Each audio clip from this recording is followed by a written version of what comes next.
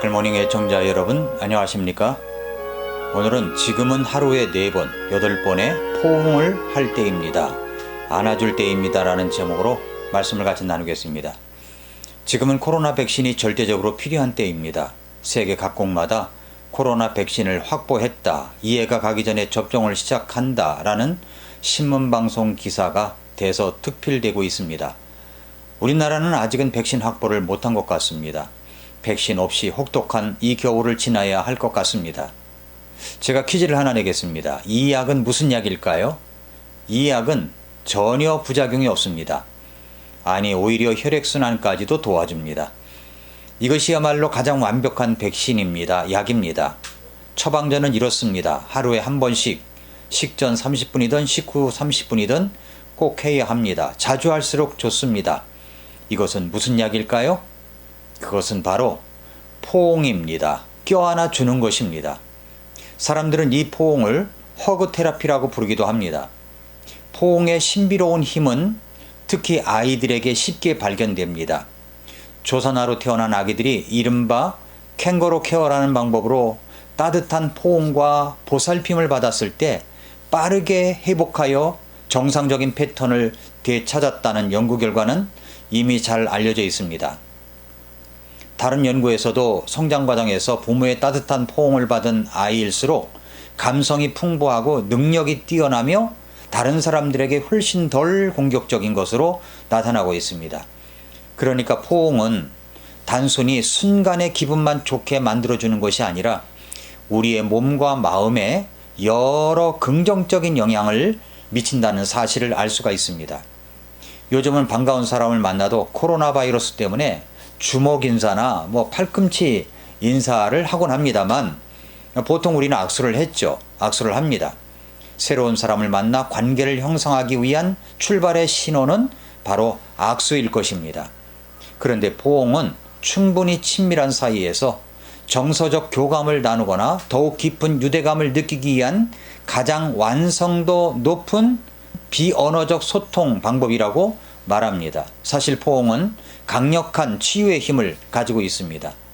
신경학자 폴 잭은 이렇게 말했습니다. 하루에 8번 포옹을 하면 더욱 행복하고 즐거운 관계를 만들 수 있다. 가족심리 상담가로 잘 알려진 버지니아 시티어도 포옹에 대한 유명한 말을 남겼습니다. 기본적 생존에는 하루에 4번 포옹하라. 행복을 유지하는 데는 하루 8번 포옹하라. 진정한 성장을 위해서는 하루 12번 포옹이 필요하다라고 했습니다.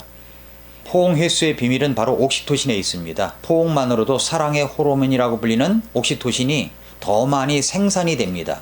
그런데 스트레스 호르몬인 코르티졸의 분비는 감소되고 스트레스와 피로를 감소시키며 면역 체계를 보호하고 심장병 발병률을 낮추고 우울감을 완화하는, 한마디로 포옹을 많이 하면 건강해진다는 이야기입니다. 하루 10초만이라도 포옹을 한다면 코로나로 지친 우리의 몸과 마음의 병을 치유할 수 있는 가장 좋은 방법이라고 생각됩니다. 바이러스 때문에 모두 조심하고 있는 때이지만 가족들끼리라도 지금은 포옹을 자주 할 때입니다. 포옹을 기다리기보다 내가 먼저 다가가서 포옹을 해주는 것입니다. 먼저 다가가십시오. 로마서 12장 9절부터 13절은 이렇게 말씀합니다. 사랑에 꾸밈이 없게 하라. 악한 것을 몹시 싫어하고 선한 것을 굳게 붙들라.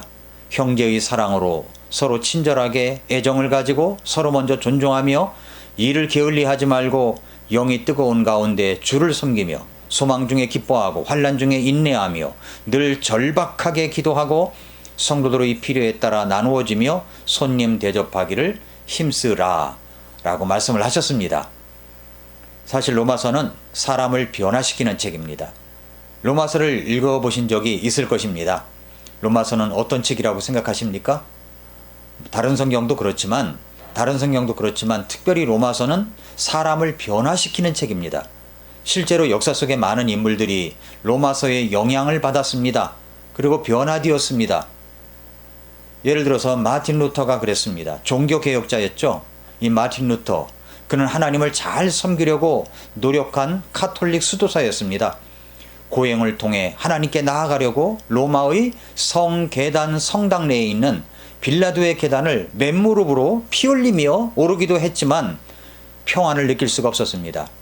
고해성사를 하면 죄사함을 받는다고 해서 고해성사 신부를 찾아가기도 했지만 고해야 할 죄가 자꾸 떠올라가지고 5분이나 10분을 넘어가지 못하고 찾아가서 고해하고 그 행동을 반복하기도 했습니다. 나중에는 고해를 받는 사제가 귀찮아하면서 오지 말라 할 정도였습니다. 죄가 생각나면 오지 말고 고해할 죄의 내용을 한꺼번에 모아가지고 오라고 했다는 것입니다. 그래서 그는 이게 아니구나 싶은 생각이 들어서 성경을 읽기 시작했습니다. 그는 로마서를 읽기 시작했습니다. 그런데 로마서를 읽다가 로마서 1장 17절 말씀에서 멈췄습니다. 복음에는 하나님의 의가 믿음에서 믿음까지 계시되어 있나니 이것은 기록된 바 의인은 믿음으로 살리라 함과 같으니라. 이 말씀을 읽은 그는 선행과 고행을 통해 구원을 받는 것이 아니라 오직 의인은 믿음으로 되는 것이다라고 하는 이 사실을 그는 믿었습니다. 구원받는 길은 믿음밖에 없다라는 사실을 깨닫게 되었다고 합니다. 루터는 이 말씀을 통해서 구원받게 되었고 그의 생각과 삶이 변화되어 종교 계획을 단행했던 것입니다. 로마서는 이 정도로 한 시대까지 바꾸는 아주 중요한 말씀인 것입니다. 로마서 12장 그리스도인이 되는 길은 억지로 되지 않습니다. 로마서 1장부터 11장까지의 말씀의 핵심이 복음의 생명력인데 그 복음을 통해서 구원받은 분명한 경험이 있다면 이렇게 믿음의 선배들처럼 루터처럼 믿음의 선배들처럼 놀라운 변화가 일어나는 것입니다. 로마서 1장부터 11장까지의 복음의 생명력에 접촉하여 진정한 생명력을 믿지 못한 사람은 로마서 12장의 삶을 살 수가 없습니다. 그런데 왜 로마서 12장의 삶에 관심이 없는 것일까요? 왜 사람들이 로마서 12장의 삶에 관심이 없습니까? 복음의 생명력이 없기 때문이죠. 병들었기 때문이죠. 대용품을 너무 많이 먹고 있기 때문입니다. 그래서 로마서 12장은 그런 삶을 어떻게 살아가는가를 말씀해 주시고 있는 것입니다. 하나님께 항복하기, 세상과의 구별, 올바른 자기 평가, 그리고 타인을 섬기는 삶을, 다른 사람을 사랑으로 섬기는 것에 대해서 말씀하고 있습니다.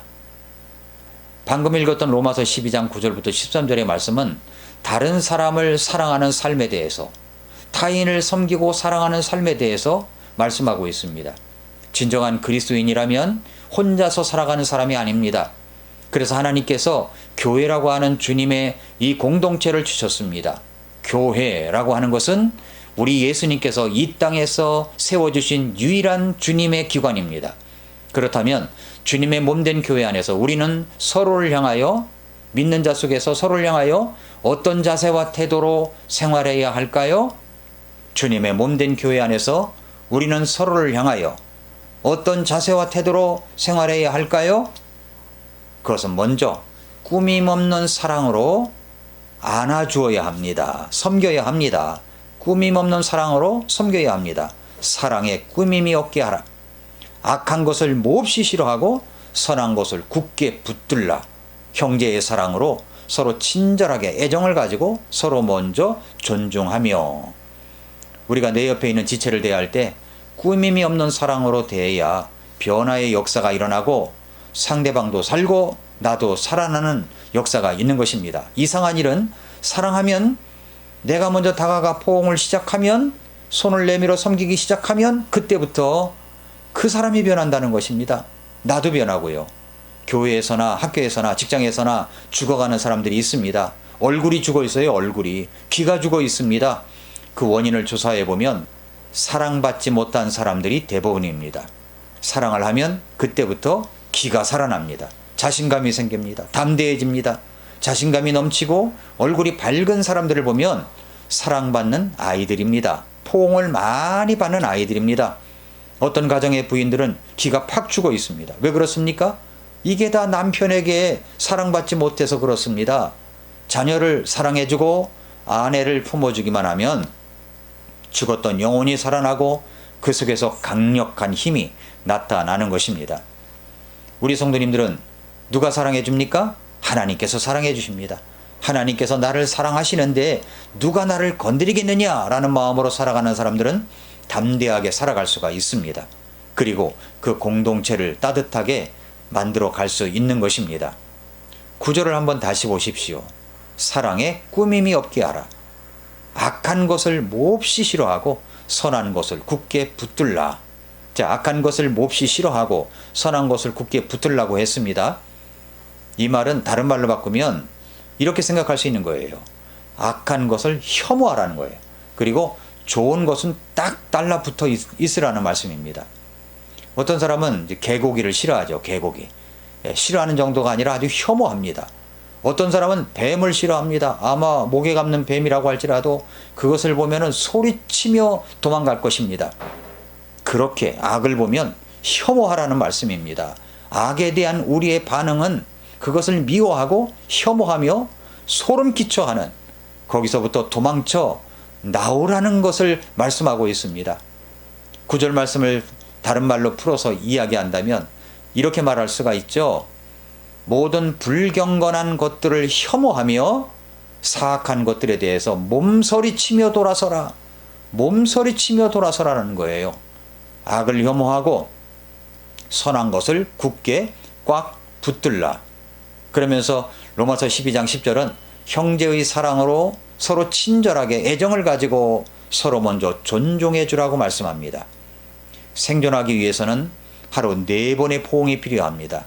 지탱하기 위해서는 8번의 포옹이 필요합니다. 성장하기 위해서는 12번의 포옹이 필요하다고 합니다.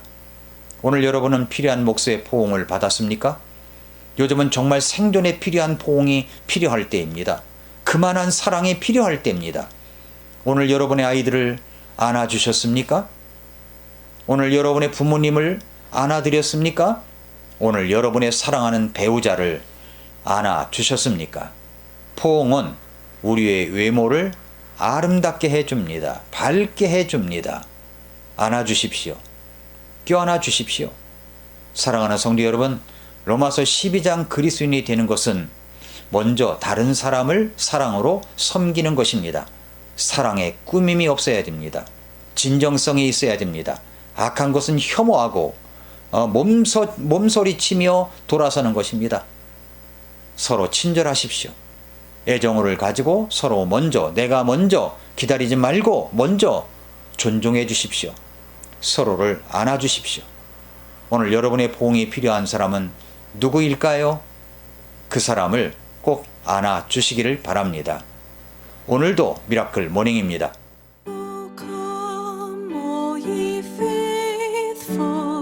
Joyful and triumphant, O come ye to Bethlehem. Come and behold him, born the King of angels. O come, let us adore him. O come, let us adore him. Oh, come, let us adore.